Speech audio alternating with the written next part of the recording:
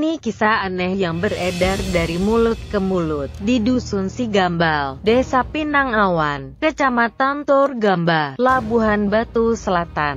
Seorang siswi dikabarkan berubah wujud, tubuhnya seperti ular, kepalanya seperti anjing. Agak sulit membuktikan kebenarannya, sebab si bocah yang kabarnya dikutuk oleh sang ibu sudah tidak ada lagi di dusun itu. Tak tahu kemana dia berada. Kabar yang beredar, kejadian itu bermula saat ibu si bocah ABG itu sedang menjalankan ibadah sholat. Waktu itu si cewek ABG ini membutuhkan sesuatu.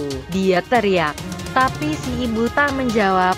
Si bocah masuk ke dalam rumah. Di tengah marahnya, dia melihat si ibu sedang sholat. Maka, ditendanglah kuat-kuat si ibu itu.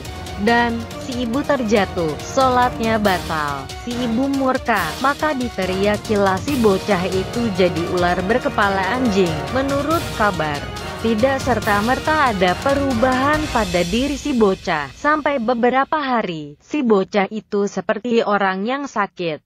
Lama-lama tubuhnya berubah jadi bersisik, kemudian kepalanya jadi melepuh, rambutnya rontok. Jika dilihat sekilas, dia seperti ular berkepala anjing. Kejadian itu disembunyikan warga dusun tersebut karena takut terkena kutukan. Tapi, menurut warga, anak tersebut telah diboyong seseorang ke Medan, karena tak tahan menanggung malu.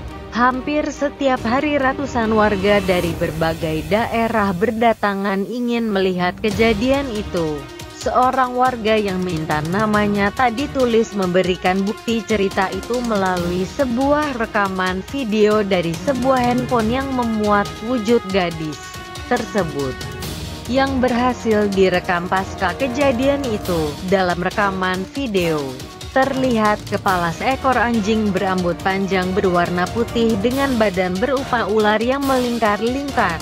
Dalam video itu juga tubuh si bocah itu memang bersisik seperti ular. Dia terlihat berputar-putar menahan sakit sambil menjerit-jerit, menangis berurai air mata. Warga yang mengetahui kejadian itu ikut prihatin. Menurutnya, gadis belia yang masih duduk di bangku kelas 2 SMP, menurut cerita, dalam kesehariannya, si bocah itu memang berperangai buruk dan sering melawan orang tuanya yang pekerjaan tidak tetap sebagai buruh upahan kepada para tetangga dan kerabatnya. Awal kejadian itu sendiri, menurut cerita yang beredar, dimulai dari si gadis belia yang merengek meminta dibelikan sepeda motor Yamaha Mio kepada ibu kandungnya.